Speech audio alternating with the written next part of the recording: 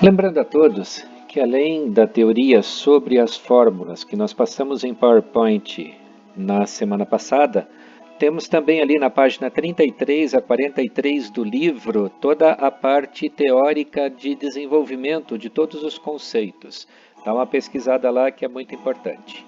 Vamos agora então a exercícios. E dentro de exercícios, nós reunimos em um exercício somente todo um contexto para tratar dilatação térmica dos sólidos. Então veja bem, o exercício proposto é o seguinte: um cubo cuja aresta mede 5 centímetros, construído de chumbo, sofre dilatação térmica pela elevação da temperatura de 283 Kelvin para 176 graus Fahrenheit, sendo o coeficiente de dilatação linear 29 vezes 10 a menos 6 por grau Celsius, temos que descobrir qual a dilatação da aresta, então, dilatação linear, qual o comprimento final, qual a dilatação da face do cubo, ou seja, superficial, e saber qual é a superfície final, e qual a dilatação total do cubo, porque ela é volumétrica, ou seja, também descobrir qual é o volume final. Bom, de início você já encontra aqui um probleminha para resolver. Você tem duas temperaturas, mas elas não estão em graus Celsius, sendo que o alfa, ou seja, o coeficiente de dilatação, está em graus Celsius. Logo, a primeira providência é transformar as temperaturas todas para Celsius. Como faz isso? Lembra lá, formulazinha para Celsius para Kelvin e outra formulazinha de Celsius para Fahrenheit. Depois você vai precisar ir para a dilatação linear, vai usar esta fórmula. Depois a dilatação superficial, aqui lembre-se de uma coisa, na primeira é alfa, na segunda é beta, e beta é igual a 2 vezes alfa. E a terceira, que seria a dilatação volumétrica, o gama é 3 vezes o alfa. Vamos então agora descrever como será essa fórmula toda aqui, todo esse exercício, perdão, como nós vamos fazê-lo. Então, a primeira providência está no seguinte: temos que trabalhar com as temperaturas. Por isso, se vocês lembrarem da variação de temperatura, vocês vão saber que variação de temperatura é uma temperatura final menos uma temperatura inicial. Logo, se varia de 283 kelvins para 176 Fahrenheit, a final é exatamente o 176 Fahrenheit. Por isso nós vamos começar por ele. Como é que a gente transforma 176 graus Fahrenheit em graus Celsius? Já aprendemos. É só usar aquela relação, aquela fórmula que faz Tc sobre 5 igual a Tf menos 32 sobre 9. Bom, vamos lá. O que temos que fazer é substituir os valores. Então, olha aqui, ó. No lugar de Tc é o que eu estou procurando, permanece. No lugar de Tf, os 176 o Fahrenheit. Portanto, 176 menos 32, 144. 144 dividido por 9 dá 16. Agora, o 5 está dividindo, passa para lá, multiplicando. 16 vezes 5, 80 graus Celsius. Portanto, a temperatura final, que aqui estava como 176 graus Fahrenheit, agora se torna 80 graus Celsius pela conversão. Mas temos que pensar também que existe uma temperatura inicial, que é 283 Kelvin. Então, agora, temos que pegar 283 Kelvin e transformar em Celsius. A relação agora é outra.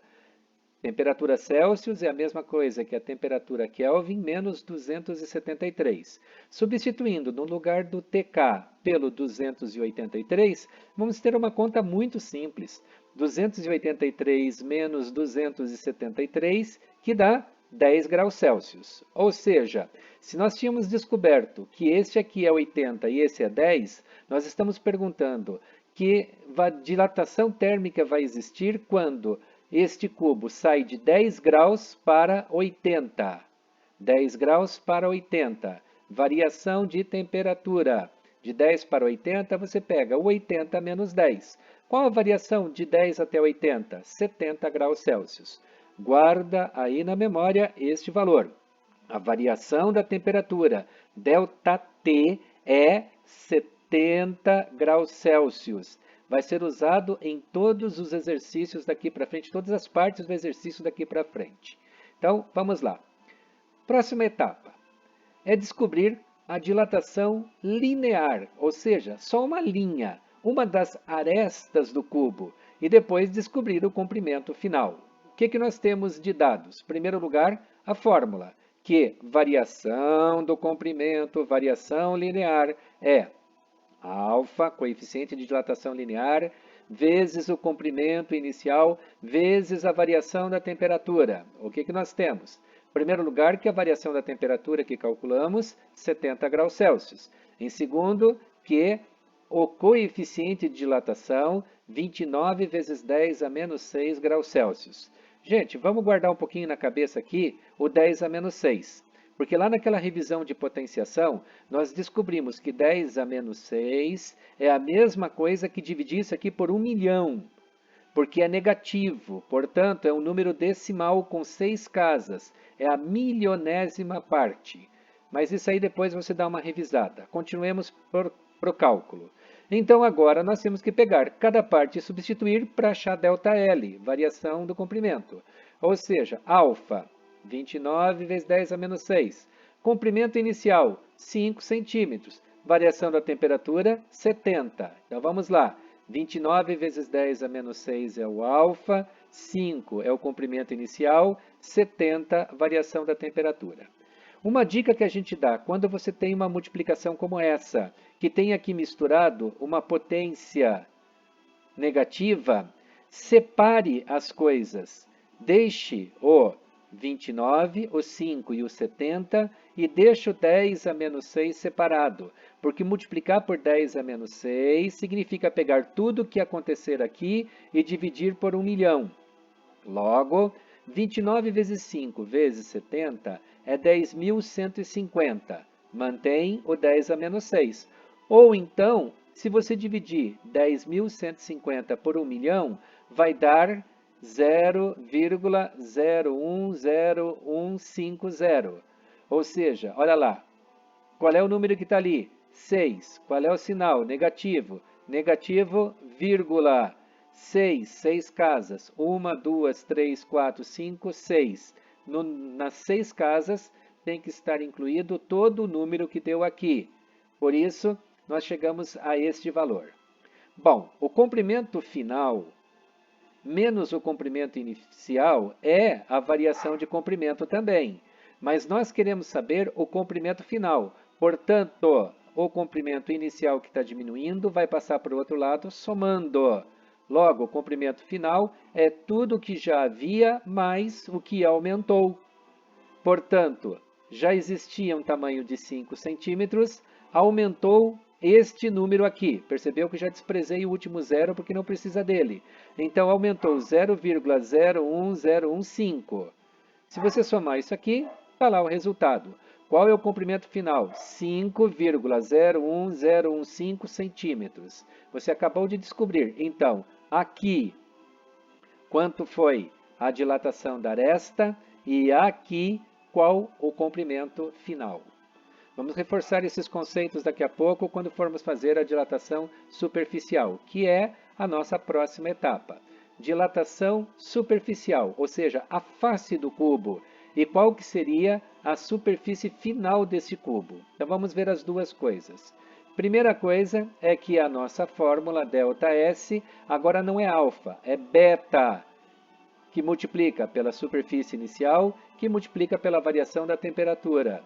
Lembrando que ΔT, já calculamos, é 70 graus Celsius. Beta é 2 vezes o alfa, porque agora não é uma dimensão só, são 2 dimensões. Por isso, 2 vezes aquele 29 vezes 10 a menos 6 que está ali no alfa.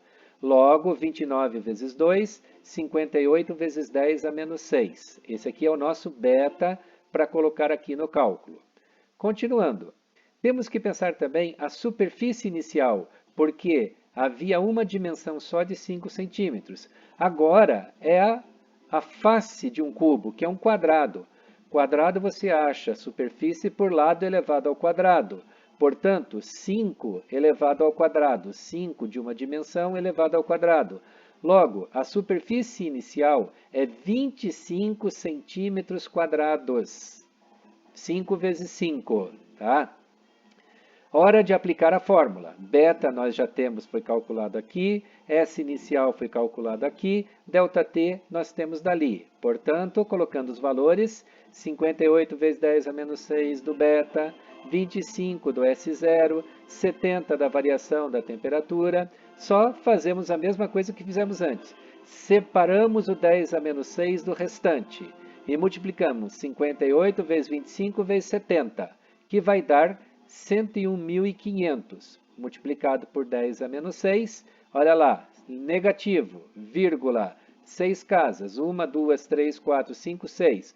Número a ser encaixado das 6 casas, 101.500. Ou pegar 101.500 e dividir por 1 milhão, vai dar este número. Agora, hora de calcular a superfície final. Superfície final está aqui, já numa fórmula, que a variação da temperatura é a superfície final menos a superfície inicial.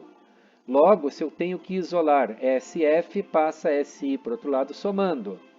Então, a sua superfície final, que é o que nós estamos precisando calcular, é nada mais nada menos que a superfície inicial, 25 centímetros quadrados, mais o quanto aumentou. Perceba que eu já desprezei os dois últimos zeros porque não precisa dele. Mais 0,1015. Portanto, 25,1015 centímetros quadrados é a superfície final. Hora de reforçar mais uma vez esses cálculos, eles são extremamente repetitivos, aonde vamos ter agora a dilatação volumétrica do cubo e saber qual é o volume final. Nossa fórmula, variação volumétrica é quem? O gama vezes velocidade inicial, desculpe, estou confundindo com o primeiro ano, vezes volume inicial vezes delta T. Vamos lá, continuando, tá? Delta T, 70 graus Celsius. Gama, 3 vezes o alfa, porque agora é largura, comprimento e altura. Portanto, 3 vezes 29 vezes 10 a menos 6, ou seja, 87 vezes 10 a menos 6 por grau Celsius. Ainda temos que pensar qual é o volume. O volume de um cubo é aresta elevada ao cubo, ou seja, 5 elevado ao cubo, que é 5 vezes 5 vezes 5, que vai dar 125. Vamos então agora aplicar esses valores na variação do volume. Gama, volume inicial, delta T, gama, 87 vezes 10 a menos 6, volume inicial, 125, delta T, 70. Separa-se o 10 a menos 6, que significa dividir por 1 milhão. Logo fica 87 vezes 125 vezes 70, que vai dar 761.250. Dividido por 1 milhão, vai dar 0,761250. De novo pensar, variação do volume é o volume final menos inicial. Para achar volume final, passo inicial para o outro lado somando. Por isso, volume final é o inicial mais o que variou. O inicial, 125 centímetros cúbicos, mais o que aumentou, 0,76125. Por isso, somando esses dois números, 125,76125. Bom, aqui está o exercício feito, é isso que nós temos. Você precisa revisar esses cálculos e reler ali da 33 a 43 para estar bem afiado, porque agora a nossa próxima etapa é passar para vocês um exercício avaliativo para você fazer durante a semana.